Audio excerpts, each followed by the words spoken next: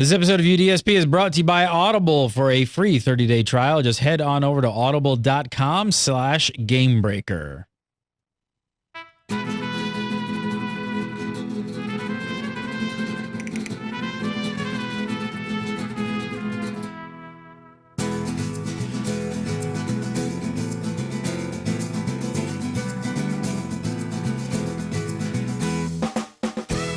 What's up, everybody? Welcome to episode 17 of UDSP, Unicorn Duck Shadow Puppet. It is September 16th, 2013. I'm Gary Gannon. You're watching Gamebreaker, and coming up on today's show, Endgame content. The number of dungeons has been revealed, adventures and veteran modes confirmed, and there's a brand new type of content. All that and more. But first, joining us as always, Mr. Farhan Siddiqui. How are you, sir? Hello, I'm doing quite well. Excellent, excellent. And from Guild Umbros, Mr. Mark Taylor. How are you, sir? Doing all right? Doing awesome, amazing balls. Awesome, amazing balls. That's how we're doing. So let's see. Carbine, J-Tal made some interesting words on the WildStar Central this week. This is going to be a quite controversial quote. Yes, we only have 4 main dungeons. And the controversy brews. But there are also 6 adventures, which are, in my opinion, even better than dungeons due to their mechanics and multiple paths. So if you combine dungeons and adventures into instance content, then we have new instance content available every 5 levels from 15 to cap. What do we... So obviously, of course, as in internet fashion, that's... Only 4? Oh no! But what do we know about these adventures? We know very little about these things, right? I mean, we need an official video or something here. Throw us a bone, Carbine. What do we know?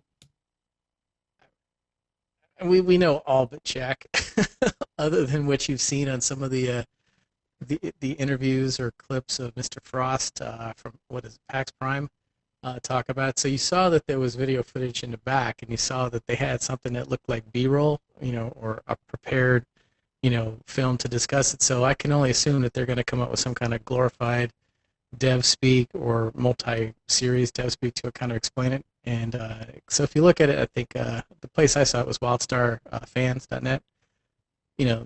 They have like 4, I guess all of them. It looked like 4 different bosses, and Frost was talking about different mechanics, and it was pretty lengthy. So, I mean, that's a good source to get information, as of right now. But again, nothing totally specific. I mean, do you guys think that they're like similar to dungeons? I mean, it sounds to me like a little bit of information we've seen is that they're similar to dungeons, but they seem less focused on the bosses and more focused on objectives. So we've been hearing little bits and pieces about adventures for years now. Like just even as far back as I think more than a year ago, there were like little bits in like a Reddit AMA where they were like, oh yeah, we have this content that we call adventures, and it's like long content that's out in the world, but it's still instanced, and it's going to be challenging, and there are these objectives that you need to accomplish, and branching paths. Like that's always been there from the start that they've been mentioning. But then like they'll go quiet. And then later on, like several months later, another producer will just mention it offhand, like as if this is something that everyone already knows about. Like, just, oh yeah, we have adventures too, right? And then they move on to the next topic. And it's just always been sort of befuddling. Like, okay, like when are they going to really? What exactly are these things? When are they really going to? When are they really going to give us the nitty gritty of what these things are? And maybe it's part of a big reveal, right? Maybe they're supposed to be hanging on to this for a bigger, larger reveal because it is like a whole thing. Like it doesn't seem like this little side afterthought kind of thing. It sounds like it's pretty intricate. I mean, the reason I say about the objectives, because the only example I know, maybe we've heard of more about, one example that we heard about was the escorting the caravan like through a dangerous area. So to me, that sounds much more objective based and maybe less boss mob, finish an instance kind of feel. Yeah, like sort of if you take a dungeon from the traditional sense of like a dungeon, like you're going into this area and you're trying to go get some treasure out of it kind of thing. It's a little bit different than that. Instead of it being about that, it's more about actually like experiencing some story in a dynamic way but still like in a very structured way, so that there are scripted events that are going to happen, different kinds of and they've said branching paths, so maybe you can like make a choice. Okay, we with the caravan thing, like, oh, we decide that we want to go through this path in order to like avoid some bandits or something like that, or this other path that we know that there's bandits that might be lurking over there and we might have to fight them, or something like that. So, but it definitely is a very major part of the content, and I'm actually surprised that they are sort of branching that a little bit separately and not just calling it like our group based, because I mean clearly they're rating it on the same level as dungeons, right? They've said that like in terms of reward level they're about the same. They're saying that every 5 levels you have one or the other, so it's switching off like dungeon adventure kind of thing. So clearly, at least from a development standpoint, they are considering them on par with one another.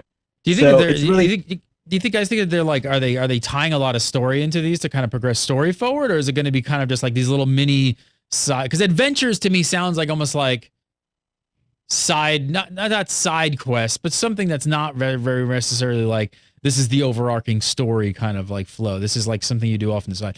By the way, I just realized I have GTA 5 up behind me, so if he goes to the strip club, this is going to be really hilarious because I didn't realize I still had that up. Nice. I don't know. What do you think they're going to be like? Do you think they're going to be a major component, like story wise? I don't know. I mean, I'm assuming that it's probably going to be something that definitely progresses the story, but I guess, the part that when you're saying like it'll be out in the open world, it'll also be a test of their phasing technology or their phasing capability, right? So that it doesn't look like you've gone to some radically different place, especially if they're giving you the choice of, or I guess the illusion of choice on what your differentiated options could be, right? I mean, when I say the open world, what I mean is something like, how several other MMOs have done stuff like this, where you have an instance, but it's actually using the same terrain as in the open world. So you're in an instance content. It's not even phasing kind of thing. It's literally you are in a different server probably, and you're playing it out with very scripted events that wouldn't happen in the open world normally. And then, but it's just a way for them to reuse that terrain or to like address like, okay, you're in this part of the world. And to Gary's point, I don't think that it would be sort of like a on the level of a Final Fantasy telling the main story through these instances. I think it would be sort of like here is something that's going on in this zone that you're in, kind of thing. Like, so here is a major story arc within that zone. Let's talk about that rather than it being specifically about like a single overarching arc that would go through. So I think, I mean, hearing the number 4 sounds quite low, and a lot of people obviously freaked out and started flipping out. But I think if you really look at this, and again, it's hard to wrap your head around what these adventures are, but if you really think about it, ton of questions, got to know more about them, how difficult they're going to be, how long are they going to take, all that kind of stuff. But if they are comparable to sort of dungeons, I mean, you're really going to have 10 pieces of group-orientated content, instance content, basically, for launch. I think that's pretty respectable. Not counting raids, right? That's not even counting raids. So would the fact that maybe one is repeatable and the other is not probably be the tell on which one is more story-oriented to progress you versus just do something to grind for XP?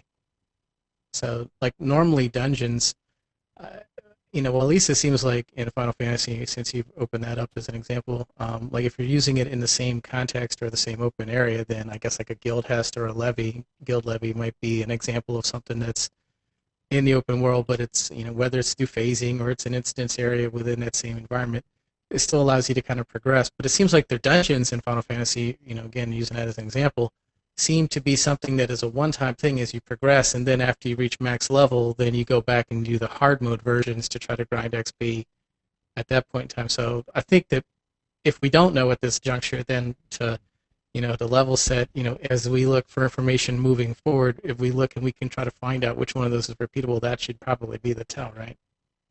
I think that what it sounds like is that it'll be repeatable in the sense that you'll always have that option of repeating it in the same way that other dungeons in other games would be repeatable, at least instance content wise. But whether or not you want to repeat them, I think is another concern. And this is actually something that I was thinking.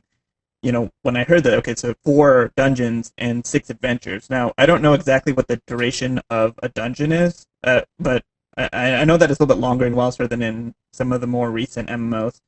So what's worrying me is that like when I level up my second character, especially, I tend to almost exclusively hang out in the group content. Like I'll level up with my group of friends, we'll level up our second set of characters or whatever, and we'll just chain run these things, right? But especially with the way that they're considering adventures like 2 hour plus long things. And I think we're going to talk about length a little bit more in a bit, but I don't know if I'm going to want to get through that. I don't think that that'll be a grind that I'm going to want to do. And if it is something like, okay, every 5 levels you have something to do, like, do they expect people to actually run that more than one time if it's that long? I mean, I don't know. I mean, they have been saying forever that they're going kind of, 40-man raiding, maybe longer raids. I mean, it all kind of would coincide with kind of going after that sort of market that's gone away a bit as far as length of time and sort of commitment for this content. So it has been confirmed that adventures will have veteran modes along with the dungeons. So we do know that, which is great. So again, they're obviously going to be repeatable at harder modes. And I think for endgame content, if they didn't really go that route, we'd kind of be rightfully worried at this point. But I don't know, but just from like a perception point of view, I think is it risky? I mean, obviously the controversy surrounding that quote of saying that there's 4 dungeons is a bit risky that they were separating dungeons and adventures. And when people hear 4 dungeons out of context, it doesn't sound super hot if you don't really dig in and kind of see everything else, right? Yeah, I mean, it's sort of like how Guild Wars had the problem of people saying that, oh, it only has this many dungeons when they have like the explorable mode extra additions to it. Except even worse because there's only 4 now, kind of thing. And a lot of people have been reading this quote and sort of taking it to be marketing speak, right? They're saying, oh, we have adventures too, but then they're thinking like, what are adventures? And I think that this is something that Carbine's marketing team is going to need to look at and actually realize that this is a big point. Like, if there's something that needs a death speak, I think it's going to be adventures, and it needs it soon. There's been some other concerns from the community, but what do you guys think of this? I mean, they were saying that people are feeling that adventures can't be as good as dungeons, or they would have just called them dungeons. Like, I don't know if that's really fair. I don't know. I mean, just because that's really digging deep to already assume that these just aren't fun or aren't good. Like, what if they're just different? Like, what if they're just totally different? I mean, I think if they're sectioning them off, then that definitely means that they play differently. That not necessarily worse, but this is going to be a longer time commitment. It's not going to be maybe as like, okay, kill the boss oriented. Like, you're not going to go in knowing, okay, our goal so Storm Talon's lair, right? Your goal is to kill Storm Talon. Not terribly shocking, right? Whereas with an adventure, it could be something very different. It could, like the caravan thing, or there's a lot more options there in terms of storytelling, what they can do for your objective. Well, let's talk about the caravan for a second, because that kind of bugs me, right? Because that's the one example that we kind of have here that we could even like sort of reference. And I mean, it's kind of just, it's an escort quest, right? Which we've done as trash quests in like every open world. So like, they really do need to, I think, step up to the plate and at least give us a little bit more detail on this, because now they're just confusing people, and like we're sitting on the show kind of like trying to figure out what this thing is, and our only frame of reference is kind of something that most MMO players find lame. Like, I don't find escort quests all that much fun. I don't know about you guys. No, they usually kind of suck, especially when you get near the end. You're like, it's either going to be a pass or a fail at this juncture. But I mean, at the end of the day, they're both instances, right? They're an instance adventure, whatever. I'm using that term, but an activity. In which case, you're in an instance with some of your friends, hopefully, or pugs. So, the dungeon's probably the thing that's going to mirror a raid or have raid mechanics. They're going to have bosses with boss type fights, right? Whereas the adventure, again, theory crafting, is probably just going to be something that might have a couple of mini bosses or maybe a boss at it, but you're going to be doing more activities. And maybe that's an opportunity, and again, I'm theory crafting, that they have a chance for you to do mini games or break out other activities to do that are social that, you can do, because I think they said up to like 30 or 40 minutes or something. So get in and get out in a relatively short amount of time, right? But at the end of the day, it's just another instance. So the thing I don't know, and maybe it's here, but I just didn't read it carefully enough, is, are they saying that there's only 4 dungeons right now, or are there 4 dungeons at launch? Because they still got another year, right? I definitely took it at launch. Yeah, at launch, okay. Because what the other, like Jeremy Gaffney, when he posted too, he's basically saying that they're in polish mode, right? They have nailed down the content that they want to have like as the main content for launch, and now they're just trying to make it really good. So yeah, 4 at launch. So check this out. So there's a bunch of other stuff that's pretty interesting. Here's a tweet from Carbine. and Lath. Expeditions, Shiphands, Dungeons, Adventures, Veterans, and Raids. Sounds pretty fun, right? We'll get into Shiphands in a minute. That's a new thing. But even as an experienced like MMO players, there's a lot of different terms going on here by Carbine. They're throwing a lot of stuff out there that we haven't really heard about before. That's not even counting like the PvP side or housing. I don't know what Carbine's message from day one has been like endgame focused. They know how important that is to the type of gamer that they're talking to. But honestly, I feel like people are just like afraid of being lied to or screwed over at this point, and I can't really blame them for getting burnt. They really just want answers. I think that this tweet.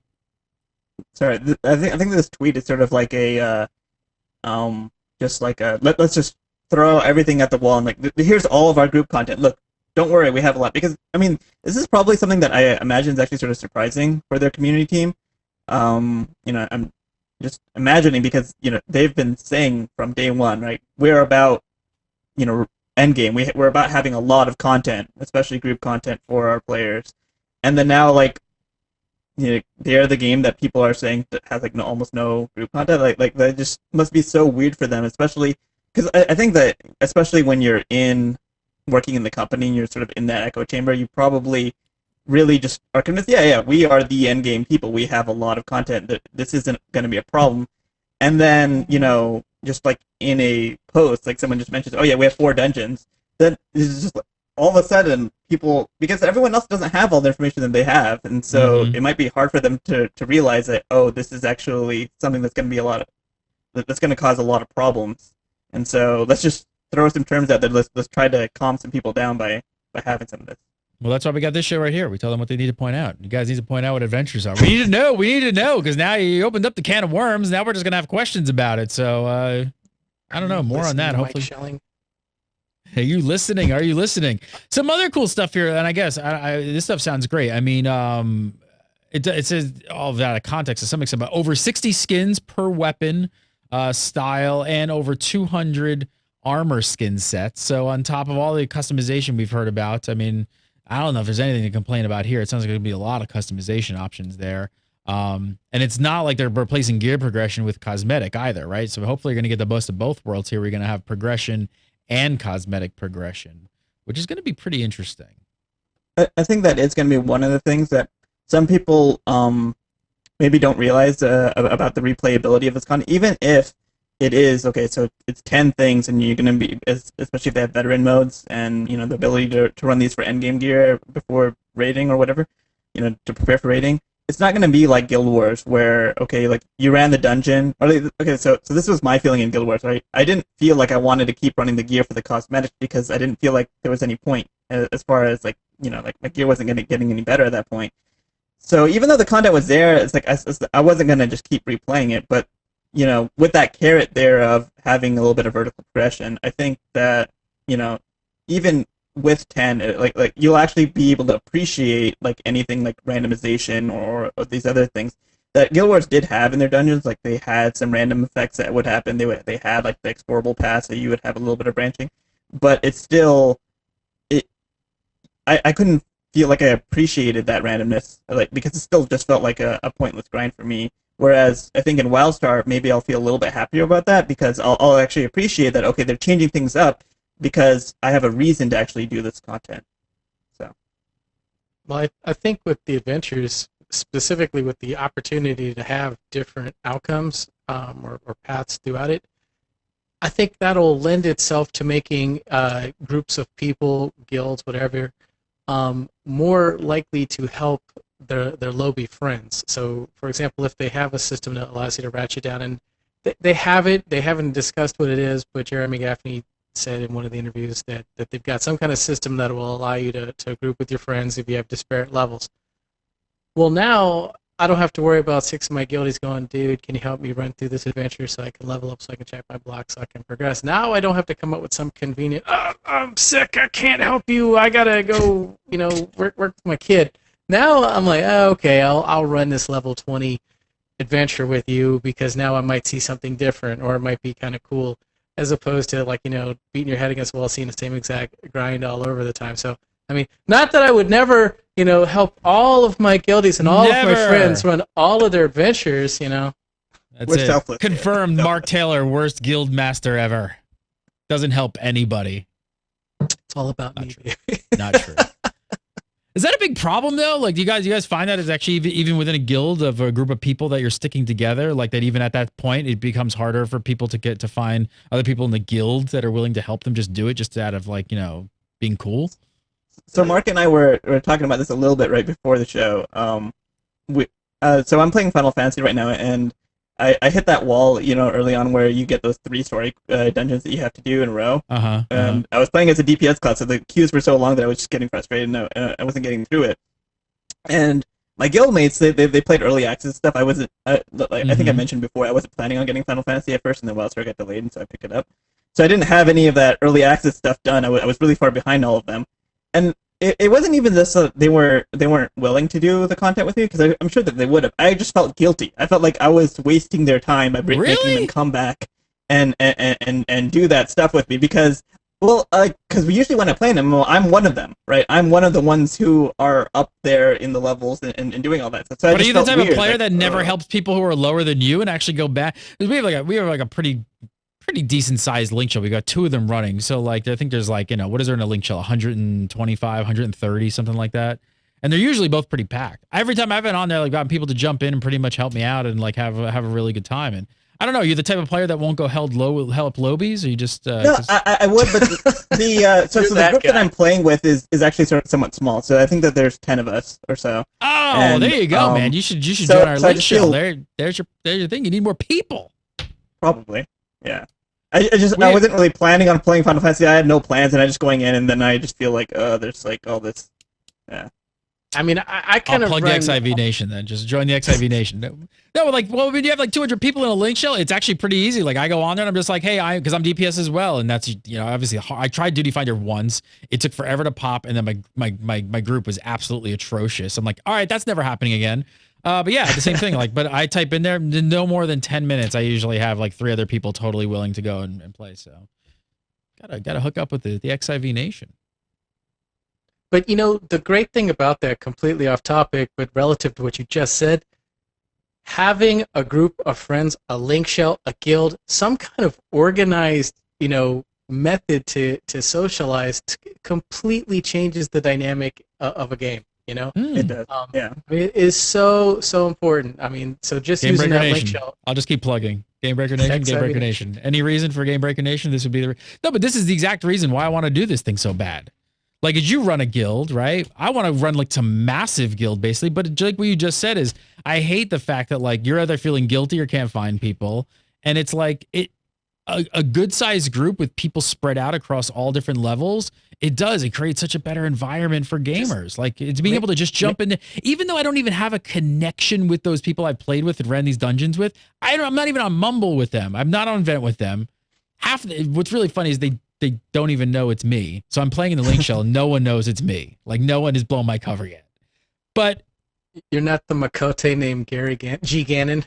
No, I think that's Coltrane, actually. Coltrane, I think he made a character. But it's like, just because we're in the XIV like link shell, it just creates this connection where it's just like, all right, you're cool, we're cool, and I get good groups and we have like a good time. So I don't know. I'm not trying to make a whole big plug about this, but I agree. Like, that is one of the biggest things for me, especially back in when I first started playing MMOs. It was a lot easier to dedicate even more time and more social time to keep the commitments of friendships together. And as like it grows, it actually becomes harder to keep those connections. So that's what we're trying to do is like, well, how can we create this like big circle of friends that we can all just keep playing with? Because I mean, it's a lot of fun when you can play with some good people. I think that the reason why that's so important, and then I'll get off the topic, is just the fact that until I started playing Final Fantasy, I have never had the problem where I've just been stuck in the weeds. And what I mean is, I had to go on business travel and then I went on a vacation. So I missed early launch and then I missed the entire first week. So your buddies are just like blown by you. Yeah. So I made it to like level 10 in like, the early access or whatever. But, I had people like 5 or 6 people who were 50 day one. I had a couple of people, like 5 or 6 people that were like level 40. And then we had like a week or 2 weeks of like login issues. So we're blown across the map. So it just completely hosed our ability to level as a group.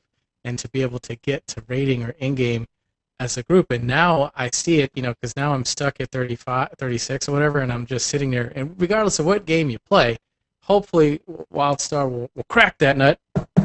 But, the point is now I'm sitting here stuck at the grind part where I'm like, I've got to push myself through it. And just having a social dynamic or some kind of method or group, to carry on and be able to level together is so completely important. And so, mapping it back to the discussion of adventures and dungeons, the ability to smartly have a way to get your friends to be able to come and level with you so that they're not getting punished for helping their guildmate or helping their buddy is so very important.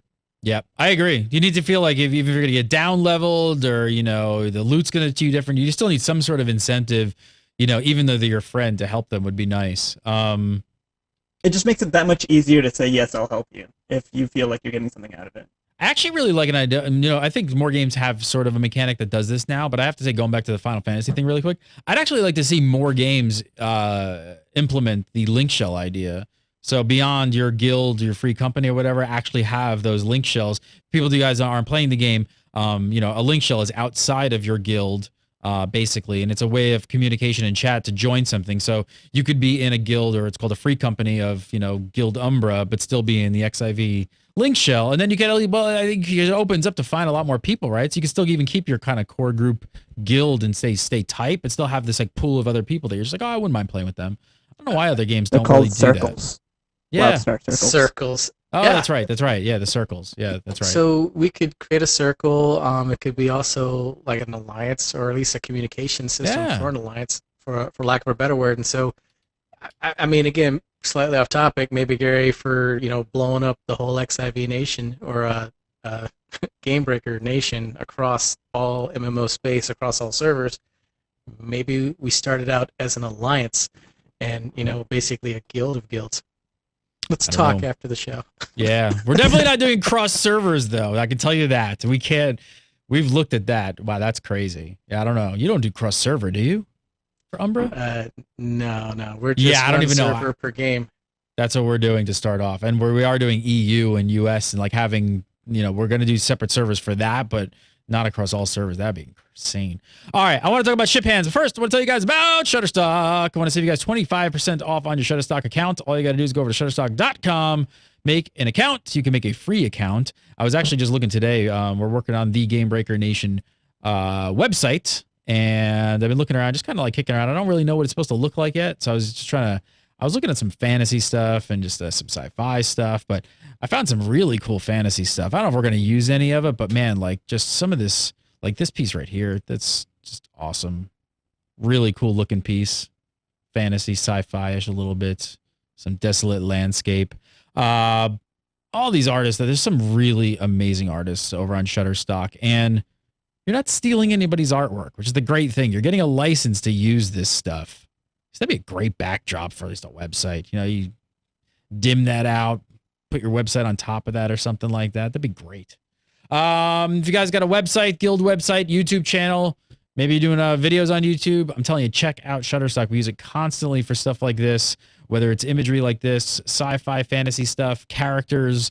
It's not just stock photography. We don't show off enough of the stock photography, but we use less of the stock photography than we use the artwork. We use a lot of the artwork. The icon work is fantastic. A lot of great icon artists out there, and things like that. But there's tons of stock photos and all kinds of stuff, and footage. There's also stock footage that you can use in your YouTube videos and things like that. If you guys haven't checked it out, go over, make an account. You can make a free account. You don't have to start paying today, and you can start saving stuff and sorting and just getting inspired and just looking at all their great stuff.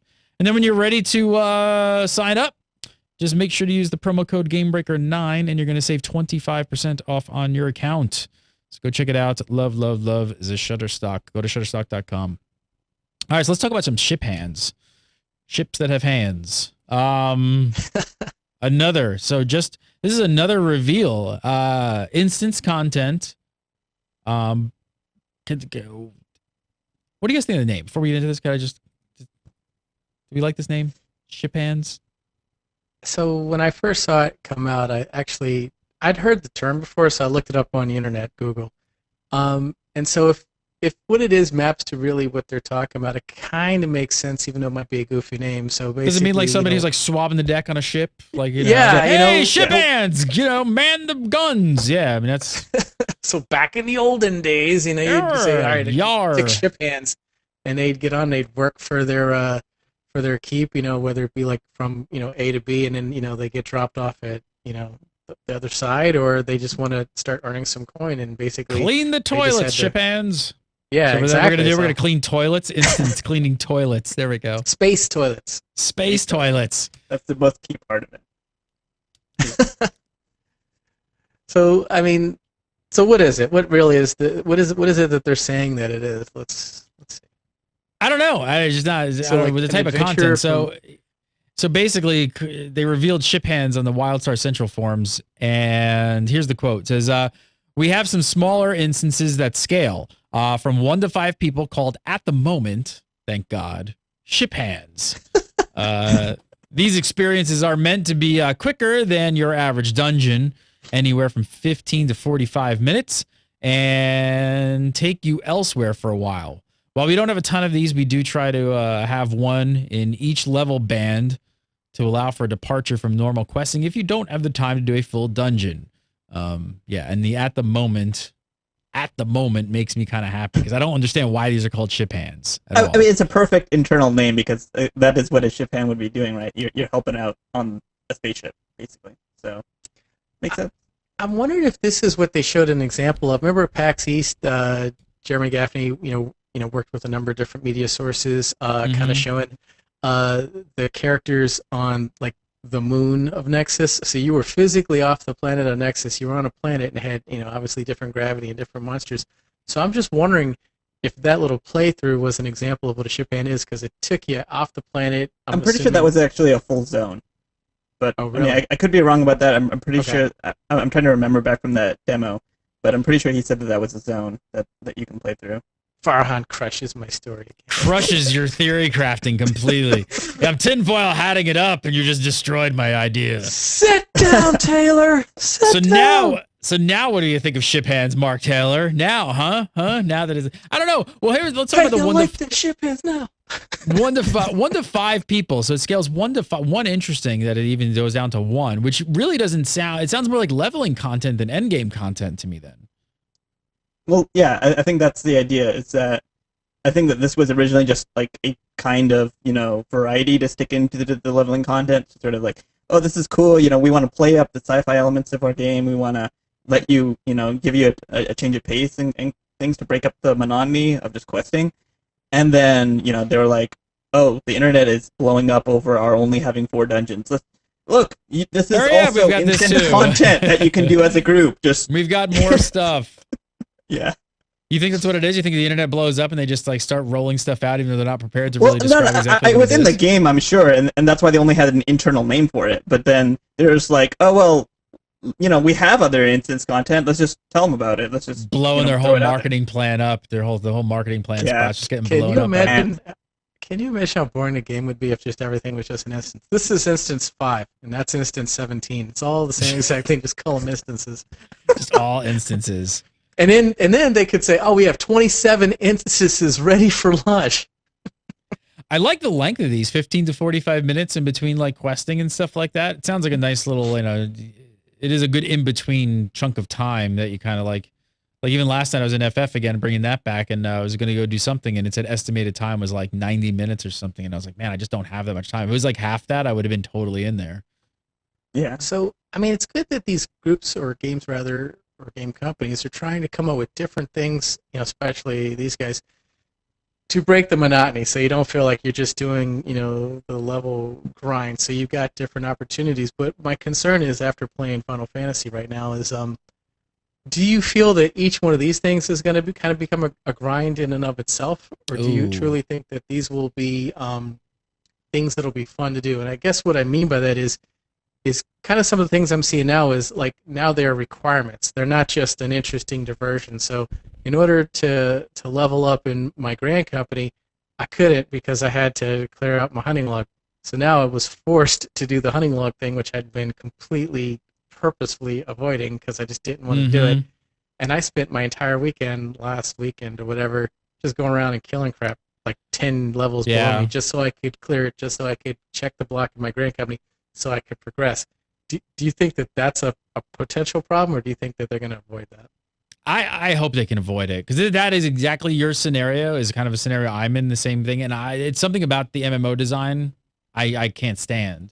I hate hitting that block where all of a sudden, like, you don't see it for a while, and then all of a sudden something creeps up on you. You're like, oh, now I got to do this. I haven't been paying attention to that. Oh, now I can't go any further, basically. Now I've got to go. I'm having the same problem. Like, I'm having the same thing. And I again, it's like they're trying to figure out all these ways to let you play these types of games the way you want to play them. But then there becomes a point where you're just like forced into it. And if you don't like that one aspect of the game, whether you consider it grinding or not, I'll use that term really like broadly, it feels like a grind, because you're just like, what if I don't like this? Like this isn't I don't want to do this. Here's the worst part. I spent 8 hours clearing out my personal hunting log, and I was like, yeah. I went back to the Grand Company. They're like, no, asshole. It's the Grand Company hunting log. It's the Grand Company log, not your personal log. Yeah. Yeah, I don't know. These, I guess when I first read this, I did not think that these would sort of be like grinders. These sound, they feel a little bit more social, casual kind of stuff that can just be done in between content. So will we have to do them? I hope not. And if they are, again, why I go back to story, because I like the RPG elements of a lot of these games, is that I hope that there's some real meaning and storytelling built into them, that I actually feel like something is progressing and I went through this for a reason, not to just kill some random boss that's living in the world for not much of a reason. If I could like take a cue from Mark and do a little bit of theory crafting here that might be completely wrong. No, Farhan, it's all wrong. Now you go home. Wait, I sort of wonder if this idea of Shiphands, like at least from a tech side or a game design side, like, okay, so they said 1 to 5 players, right? So it said that with that one part is what stood out to me. I'm wondering if this is part of the idea of what they had for the design for that Endgame solo content. That idea of having these instance missions or something like that you could do that, okay, and this actually would excite me a lot, because then it means that you could play them with a group. It could become a social experience, something that you could do with other people, with some sort of scaling mechanic. And so, that means that this is something that they have within the leveling thing, and then is just something that might play up into Endgame as how many? An option. But I guess we're good. Well, how many times do you think you're gonna want to do stuff like this? Like, that's when it becomes a grind, right? If you have to go through them once, it's like it's part of the content. It's like, do you have to go back and start doing these on, not like dailies, but just on a regular, because you got to like grind faction or just something or other, like some sort of currency rep is attached to it, and you're all of a sudden like doing it like 30 times. Well, so it's an event that you can do by yourself from 15 to 45 minutes, but it's probably more fun with other people. What are these things? What could these things be? I've just broken all your minds. Right. Moving right along. I think that it could actually be all right with some replayability if they play up the randomized components when you're doing it at endgame. I think that for leveling, I would probably only want to go through most of these one time, maybe twice if I'm like really bored of like a zone or something and I want to avoid it. But for the most part, I think that if they play up like and we're gonna get to in a second like what a ship hand is, like what the idea is, but there's a lot of potential there to have like random stuff happen on the ship that could change the way it plays, and it might be fun to replay it. I don't know, 1 to 5, 15, 45. Here are your dailies. numbers. So then let me ask you a question about dailies, because they're saying it roughly in chat. What is the reason for a daily other than getting money? I mean, do you think that there's an opportunity to do a daily that's progressive as you level, or is a daily something that only has to exist at endgame? Because normally, I think it could happen. I think the type of person that actually likes dailies, I think it could happen throughout the entire leveling process. And to me, it's a Pavlovian dog syndrome of just like being able to click on stuff. Like it's Farmville. It's like, I don't know why I'm logging in every day and checking out these crops, but I am. It's just it's a I'm convinced that things like dailies are just it's a learned response. You just start doing it and you just keep doing it, and then when you wake up the next day, you're like, oh, I have to do this. You're not really sure why you're doing it. You just have to do it. And you could say like, oh, I get currency, I get money, I get this, I get that. But at the same time, you're just doing it because it's a routine and you're just doing it over and over and over. That's one of the biggest problems Farmville actually had, which is, to me, it's very much the same sort of mechanic. Farmville's biggest problem was that when anyone would go on vacation, and as soon as they broke the cycle of tending to their crops for like 3, 4, 5 days, when they came back, they were just like, wait, why am I doing this? Okay, I'm done with that. And then they never go back to Farmville again. If you can get out of the cycle, then that's how they would lose all their people, because it was literally just it's just a routine. Yeah, that's all dailies feel like to me.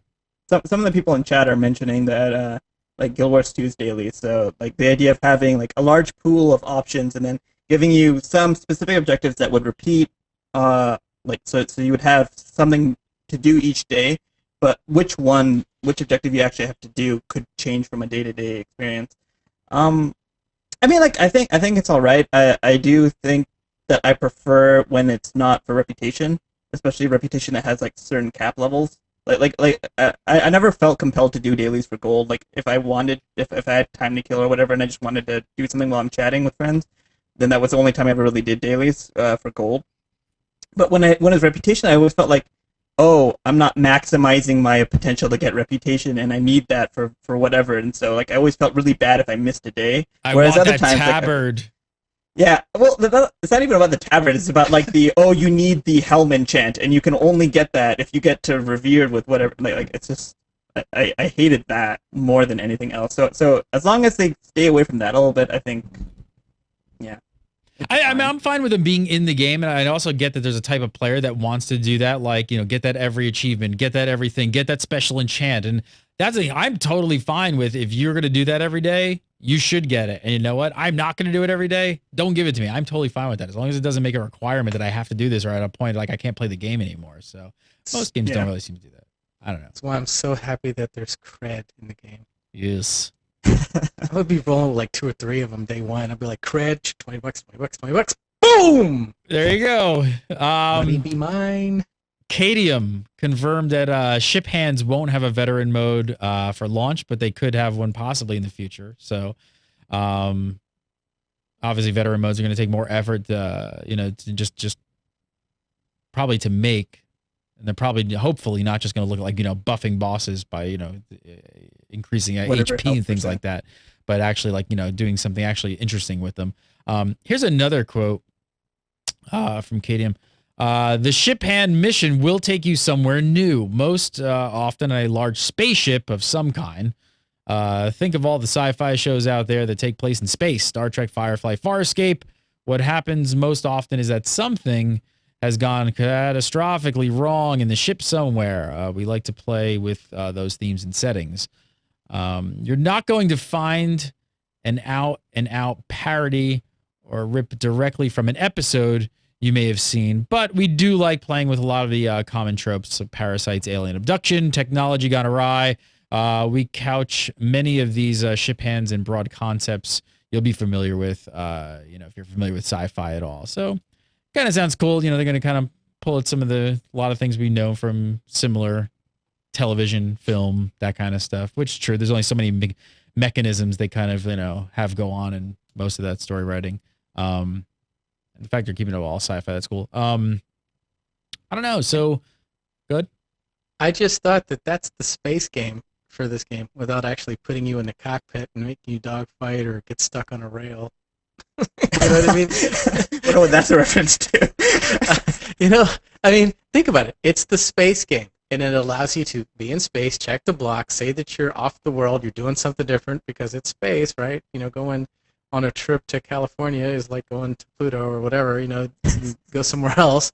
But that way, they've kind of checked that block by putting you on something that is basically an instance, but using that backdrop as the story to do it. Geez, there's got to be a little bit better of a name there then, with a little bit more mystery and intrigue, maybe, of like, going off on a journey or something rather than Shiphands. Like, if that's the whole point, like somebody's got to come up with something better than Shiphands. How sad would it be if that was the best they could come up with, because all the cool names have been copyright, copywritten for all the sci-fi shows. Hey, they could steal Space Garage. Steal that. That didn't really get used. So they could just use that. All right, I'm gonna move on. Just hopefully they change that name. Mark, you wanted to talk about some casual versus hardcore play style in WildStar this week. So, bit of a debate that comes up a lot in pretty much every MMO. Yeah. Why'd you want to talk about this? What was your thing? What's been going on? So basically, over the last 2 weeks, we've had a lot of really good feedback, a lot of good comments, both on Gamebreaker TV, also on YouTube. And, we've also taken some heat, and whatever you put yourself out there and you give your opinion, people are not going to necessarily agree with you in the most tactful manner. But a lot of people have stated, oh, you're just an elitist because of whatever. And I never really thought about it because actually in our guild, it's actually against our policy to be an elitist. Don't tell a player how to play his class. Don't basically we follow Will Wheaton's rule. Don't be a dick.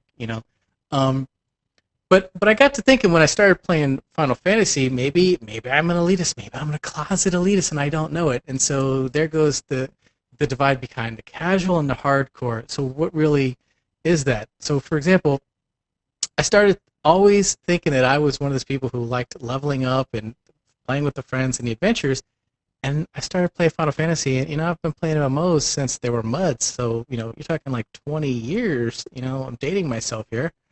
I'm pretty sure I'm the oldest person on this cast.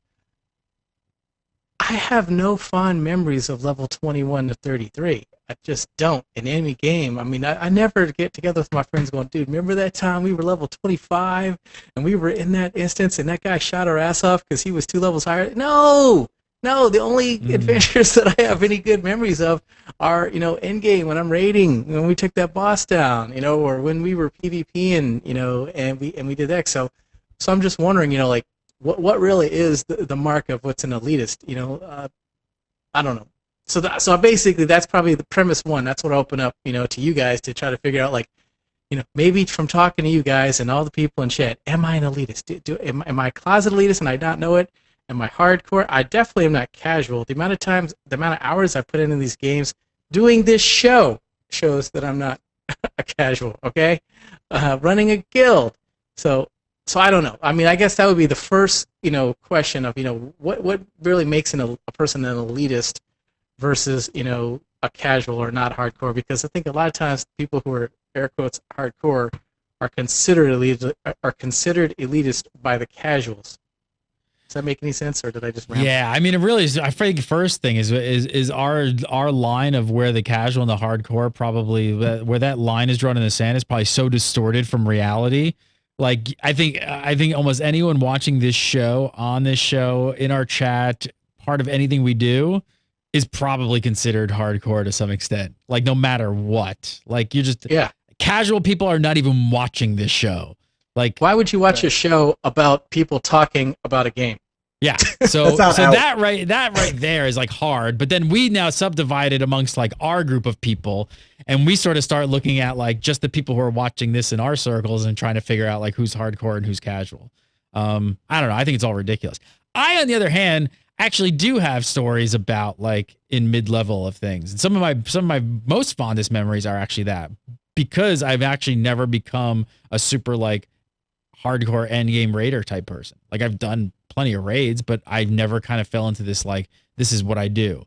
It's actually something, again, I talk about this all the time. It's something I actually hate about the MMO design. I hate the fact that the game changes at max level to raiding. And like, that's not something like more games are spreading it out like throughout the leveling process, but everybody could drink because I'll bring up SWG, but I mean, I remember being like mid-level. I don't remember what level I actually was, but I was like mid-level. Well, there weren't any levels in that game. That's right. But I wasn't even close. Until they broke it.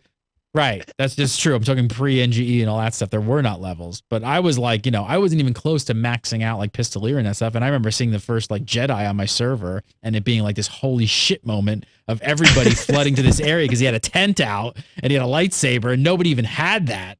And that was amazing. That was a great moment, like those moments.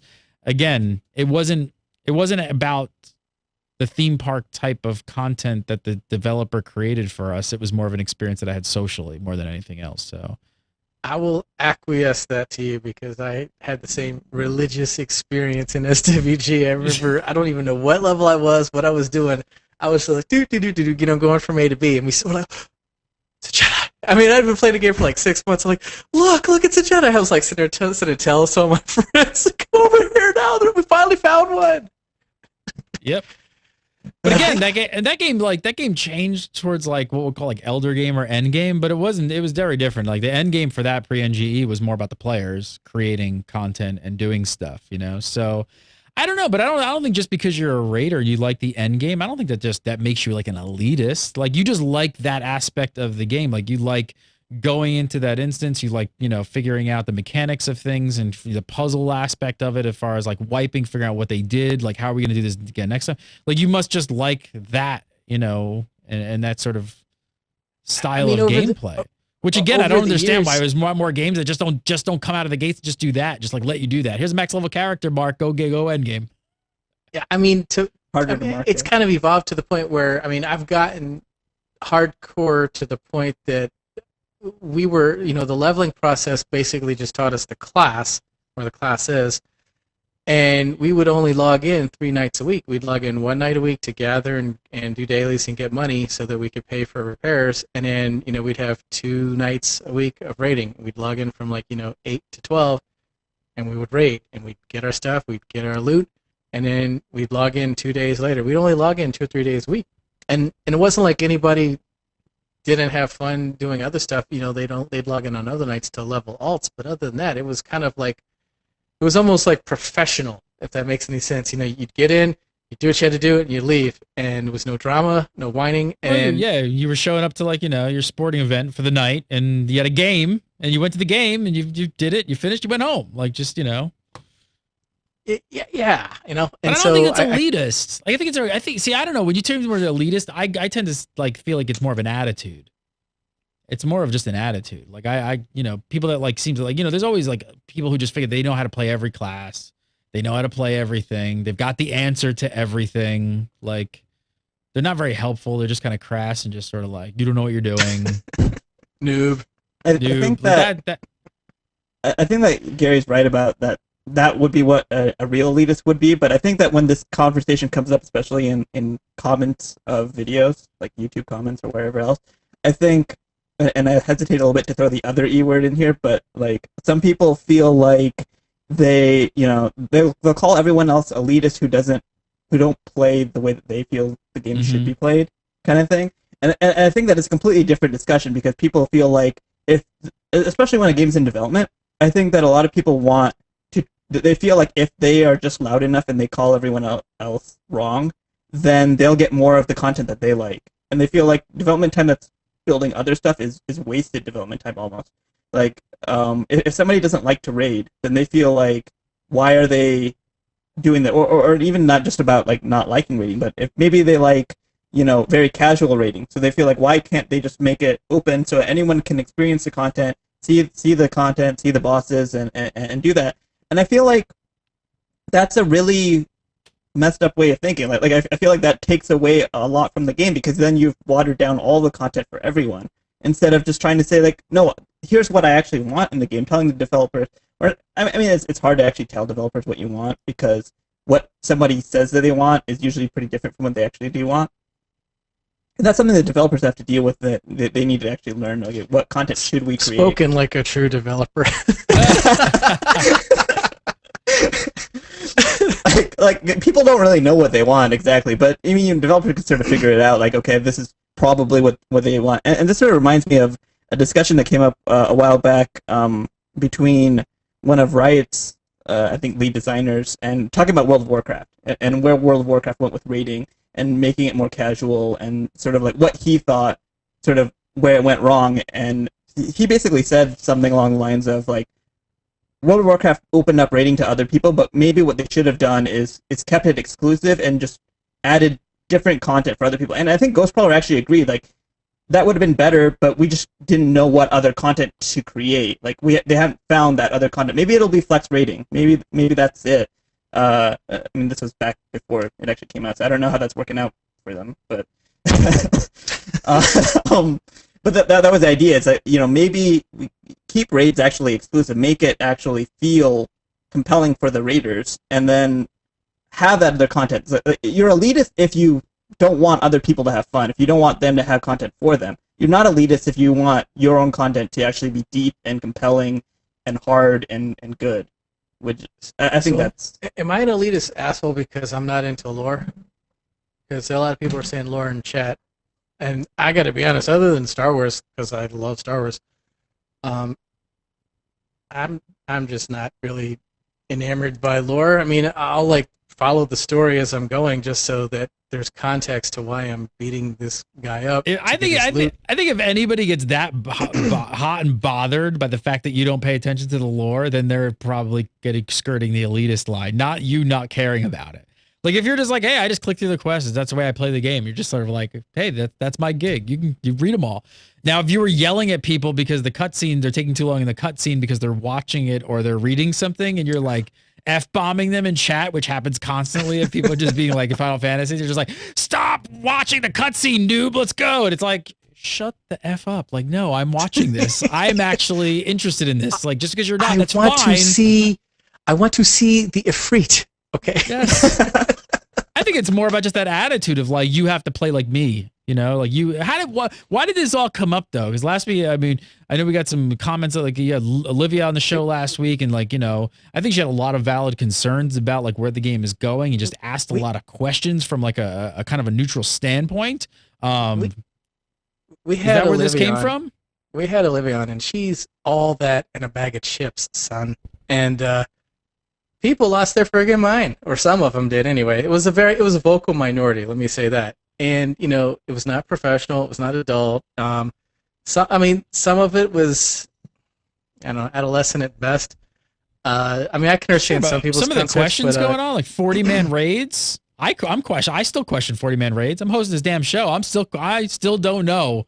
This is going to be, and again, I don't know the outcome of this, but they are really going out on a limb here with 40-man raids. This may not go the right way for them with this. It really may not. Here's the thing. So here's the reason why I disagree. It's like creating the fastest car in the world. I mean, anybody could probably get in it if they have a license, but there's only a few people that are going to be able to drive that thing, right? So just because they have 40-man content does not mean that you have to do it. They have 20-man versions of the same content, right?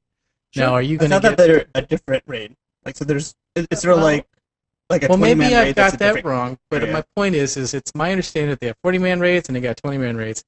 If you have the minerals to do a 40-man raid, then stand and deliver, okay? But if you don't, we got this 20-man raid for you, and you can sit there and be happy. They've got something for the people who have chosen to sign that waiver, right, and to go and do it, and it's upon you. It does not mean that they're bad. No, but believe me, I'm not saying that with the context of like, oh my god, I don't want people to have 40-man rating. No. I hope this absolutely works and fills a need for people who really want to do that. Again, I don't have metrics. I'm not a developer, but we've watched 40-man rating dissolve over the course of years. We could sit here and talk for hours about figuring out why that actually dissolved and doesn't work, but you can't say that like, hey, maybe players don't really want 40-man rating. It's gone away. Like, we don't have raids that big anymore. And I'm not saying they shouldn't do it. I'm just saying that I think it's a valid concern. I don't know if gamers want that anymore. We're going to have to wait and see. I think that a lot of the concern came from Olivia's standpoint, watching the show.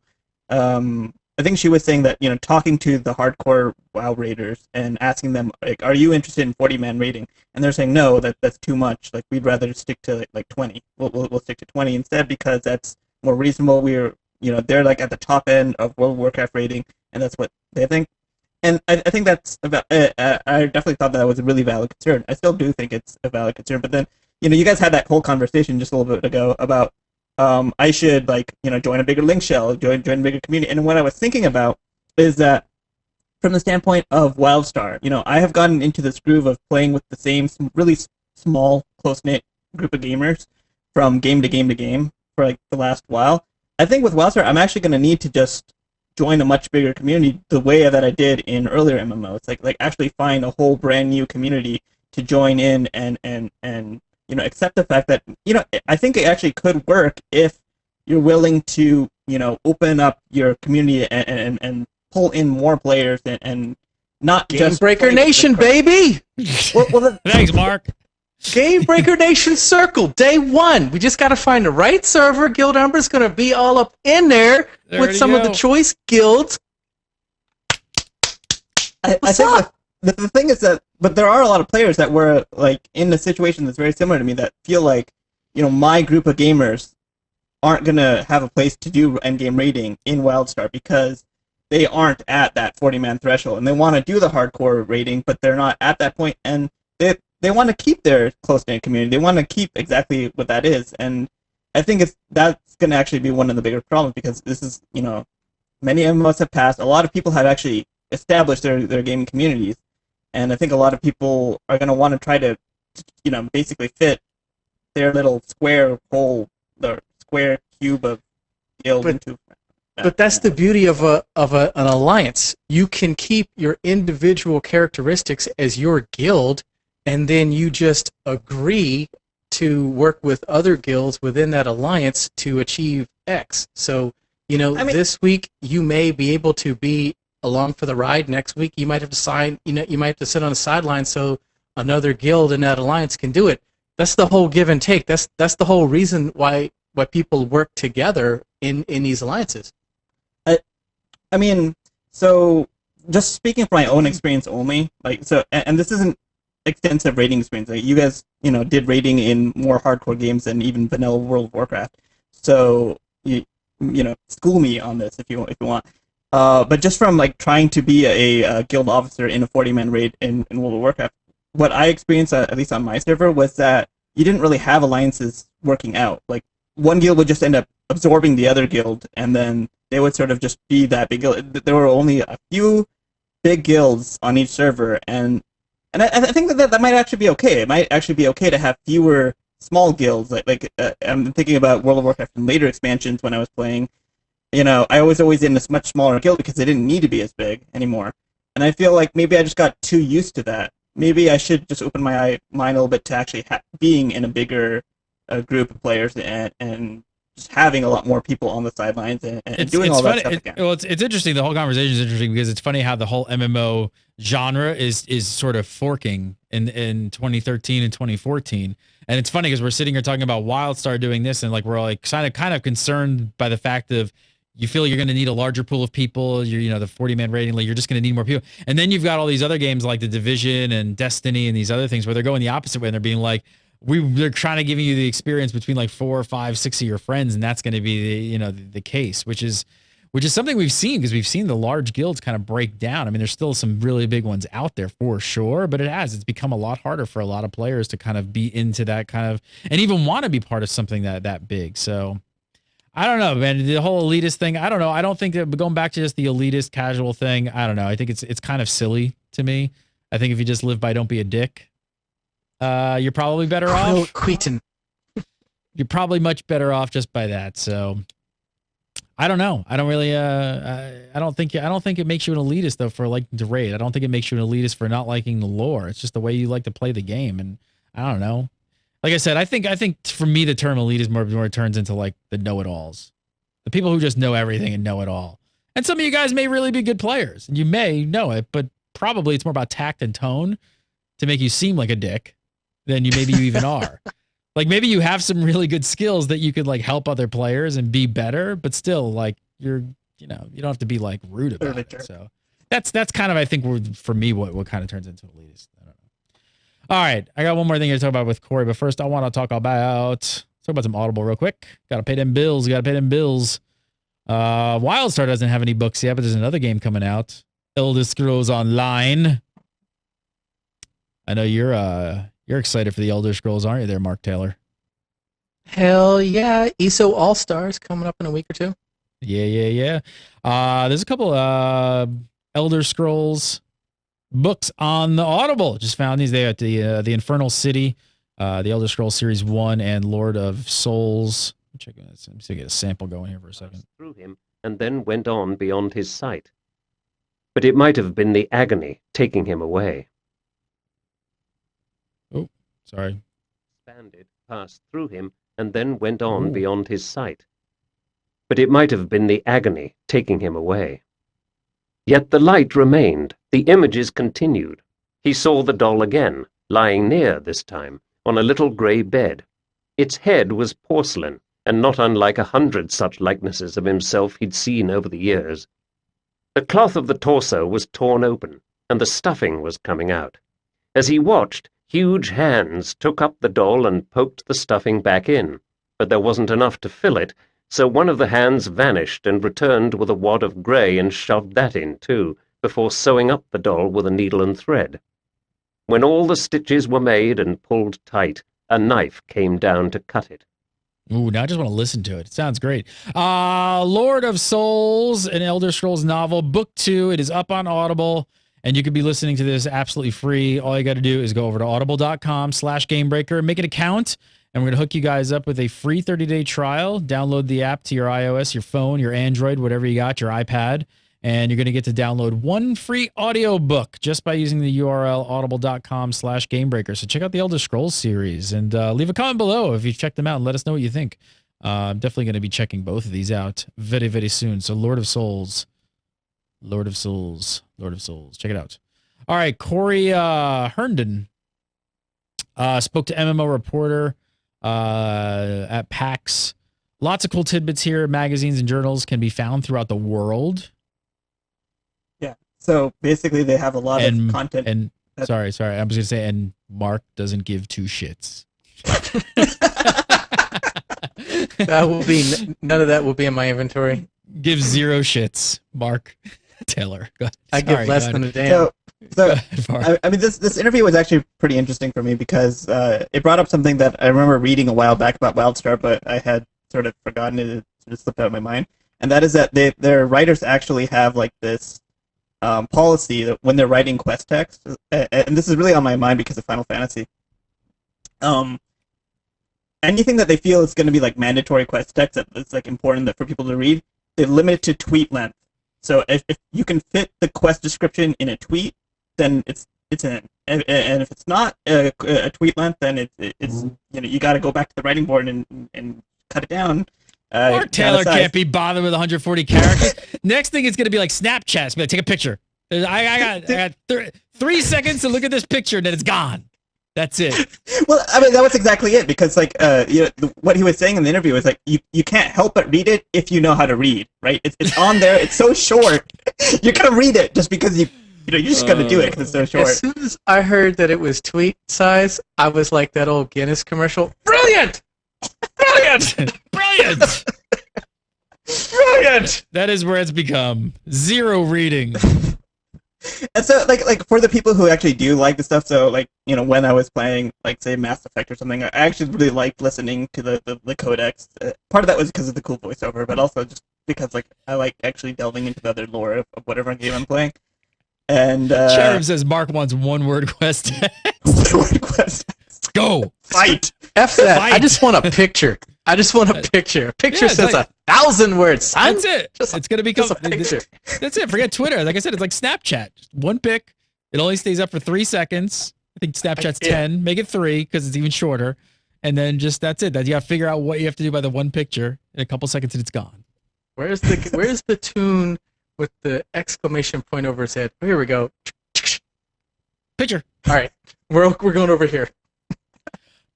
So I guess you guys say, go ahead, Farhan. So yeah, like for anything that they feel is mandatory, basically it's either going to be tweet length text or visual storytelling, like showing what's happening in the world, which is obviously much better. A picture tells 1,000 words than what does a movie tell you or actual gameplay tell you. Probably quite a lot more about all of the things that are happening in the world, everything that's going on. And then, but for the people who want a little bit of extra background, for a little bit of extra bits, there are like these journals, these magazines, these codexes, so you can know a little bit more. You can have these funny side stories or more background and everything else that's going on.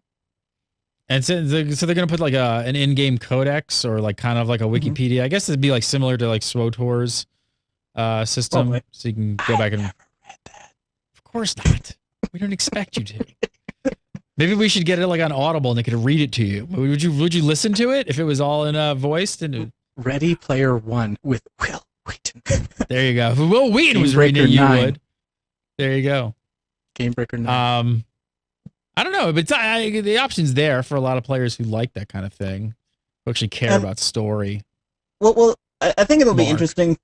I think maybe Mark, you should keep a little bit of an open mind, just because it is a new IP, right? So this What is isn't it? What something is that it? you Wait, know a I lot want to delve about. into this. What is it? What is it about this that you really don't like? You stay away from it.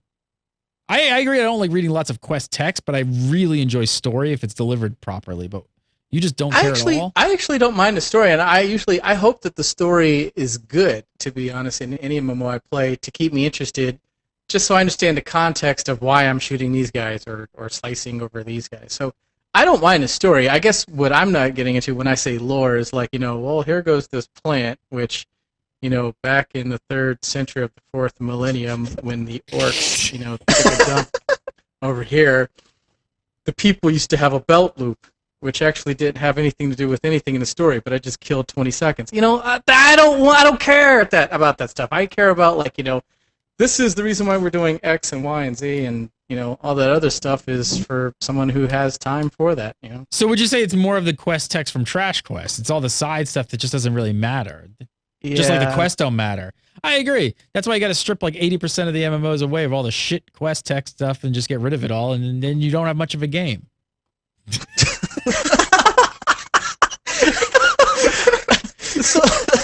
Because that's what they do. They craft like this great story, and they know like, hey, here's the overarching thing that you're going to do. And then, oh, wow, that'll take you an hour if we only put that in the game. All right, fill it in with a bunch of shit that just takes them a lot of time. So, Gary, we need to talk to Dom and make this apart for next show in terms of, like, the whole story and the lore, because now you're talking about the dynamics of a vertical or Ed Park, a vertical scaling model versus a horizontal scaling story, right? Mm-hmm. Because like SWG had jack for quests, right? And I hate to go back to that one, but that was just not a great game. It was, as Steven from Guild Launch always says, it was beautifully broken. It had enough there for you to go figure out how to level yourself across whatever you were doing. And maybe this is something we could totally spend a lot of time. Especially you want to start an SWG show, don't you, Mark Taylor? You just want to be like, we just started a Star Wars Galaxy show in 2013. The game doesn't even exist anymore. They have a private server. They got a private server. I know. I'm not going to play. No, I'm not going to play. No, all right. No. It's rose-tinted glasses. I'm sure it's not that good. Believe me. All right. I'll shut up now. But that was all about like players, driving the stories. That's the difference. Yeah, and definitely, I mean, we're going long now, but I'm just trying to say we could definitely inject that in a show in the future and have that discussion, because that is where developers for the last 5 to 10 years have been trying to figure out how to bring that back into the sandbox MMOs. Who? Well, Arcade is trying to make a sandbox. Eve has a very successful sandbox. One, yeah. There are other games are trying to bring sandbox elements, but they're not trying to have a full sandbox. They're usually all these indie games that have no money, and then what they do is they come up with these great ideas, and they're like, okay, on paper this sounds fantastic, and then you get in the game, and everything else has suffered because they can't build combat right, they can't build this right, they can't build that right. So it's like all the other. You need a game that you can't skimp on all that other stuff, because nobody's gonna like sit there and wait for latency and bullshit. But no, EQ Next. That's probably the next closest on paper. Supposed to have it. Yeah. Jeff Butler, was one of the lead designers on that. So I mean, there's opportunity to have that discussion. I don't want to kill this show talking about that, especially when we have a WildStar show that, of course, in comments we're going to get flamed on. But I'm just saying, that is a discussion that would take up some time. It would be very interesting to get feedback from folks. Yeah, that'll be on the Star Citizen show. I've spoken to Chris Roberts about that, so yeah, we definitely could do that. I'm going to go log in and just walk around my hangar now for a while. Which ship did you get? I have the 330i. Or is it the 300i? It's like the Constellation. Which one do you have? I have the Constellation, the 4-man. Is that like the $225 ship? $250. Oh my God, get out of here. Get out of here. I'm done. Farhad Siddiqui. Follow him on Twitter at Unindel. Follow Mark Taylor at money coming out my ass. I stared at that ship.